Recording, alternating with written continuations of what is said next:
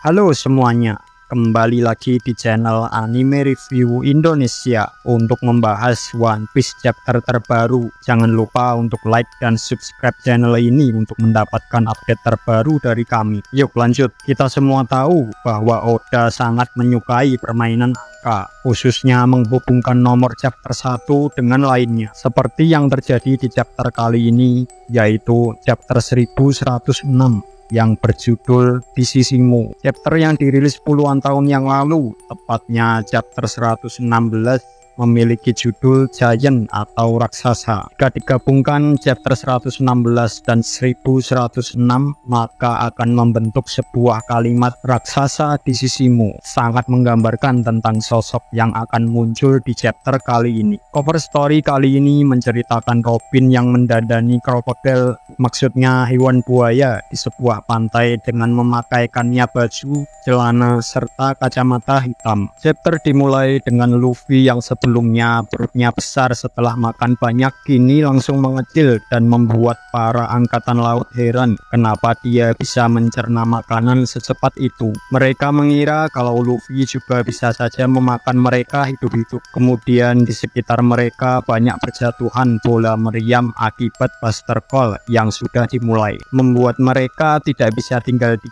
dalam pulau lebih lama lagi. Jadi mereka ingin segera menangkap Luffy dan memberinya borgol batu laut, tapi mereka gagal karena Luffy langsung kembali menyerang dalam mode Gear 5 Nika. Kembali ke pusat kota di mana pasifista sudah siap untuk menembaki Kuma dan Bonnie yang sedang berada di langit. Vegapunk kemudian mengatakan kepada Atlas untuk memberitahu Bonnie sesuatu. Bonnie langsung berteriak dan mengatakan pada ayahnya bahwa jangan menembaki kami. Seketika semua pasifista langsung berhenti dan berbalik membidik kapal angkatan laut. Semua pasukan terkejut dengan pasifista yang malah memberontak. Semua pasifista mulai menembaki kapal angkatan laut dan satu persatu kapal mulai hancur. Vegapunk dalam hati mengatakan kalau dia selalu tidak bisa tidur karena takut akan sesuatu, yaitu Bonnie yang suatu hari akan mati tangan klon ayahnya sendiri, dan klon Kuma yang suatu hari akan membunuh anaknya sendiri. Dia tidak ingin tragedi itu terjadi, jadi dia memastikan seluruh klon Kuma akan selalu menaati perintah Bonnie. Semua klon Kuma akan memprioritaskan perintah Bonnie bahkan di atas perintah Gorosei sekalipun. Jadi sekalipun seluruh dunia menjadi musuh Bonnie, ayahnya dan seluruh klonnya akan berada di sisinya. Tapi Vegapunk tahu kalau rahasia itu memiliki konsekuensi. Pengkhianatan sebesar ini tidak akan mendapatkan ampunan, dan konsekuensinya langsung Oda perlihatkan di panel selanjutnya. Saturn menggunakan kakinya langsung menusuk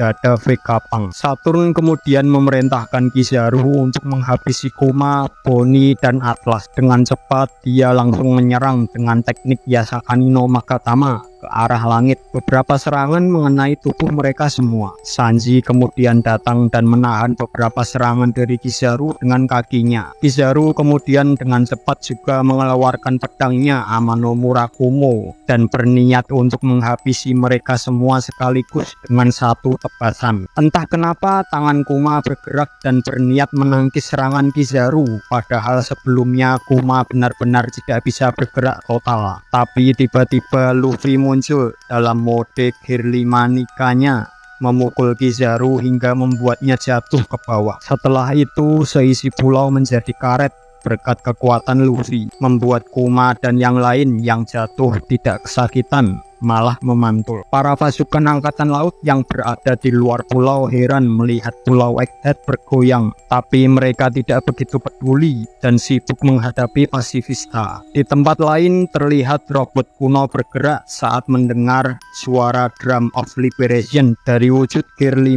Luffy, tapi tidak terlihat lebih lanjut pergerakannya. Panel berpindah ke Bonnie yang melihat wujud Gear 5 Luffy dan dia merasa familiar dengan ritme yang yang dia dengar ini. Padahal Bonnie sudah pernah melihat wujud Luffy yang seperti itu di poster buronan. Dia juga pernah menanyakan kepada Luffy wujud apa itu. Luffy hanya menjawab kalau itu wujud dia ketika bebas. Tapi kali ini Bonnie melihat dengan mata kepalanya sendiri. Vegapunk menjelaskan kepada Bonnie bahwa dia sudah menduga kalau Bonnie belum menyadari kalau Luffy, orang yang menarik perhatian Kuma, adalah Nika, sang dewa matahari. Bonnie menangis sambil melihat Luffy yang menjadi Nika yang berada di langit dengan pose tarian Nika seperti yang dilakukan Kuma dan Bonnie saat masih kecil. Selama ini Kuma benar, Buster Call hanya masalah sepele untuk Nika. Kedatangannya sudah ditunggu oleh semua orang selama ratusan tahun. Sementara itu di pantai timur laut Egghead muncul sebuah kapal bajak laut raksasa. Pasukan angkatan laut menyebut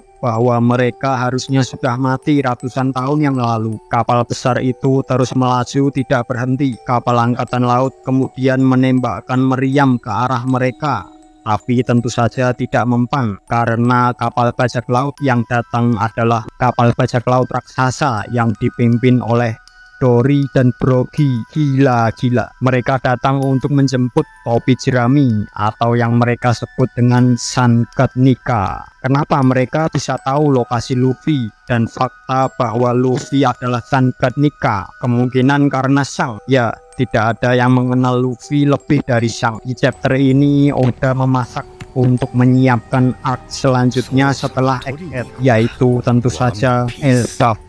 Terima kasih sudah menonton video ini. Jangan lupa like, subscribe, dan komen. Tulis pendapatmu tentang chapter ini di kolom komentar di bawah ya.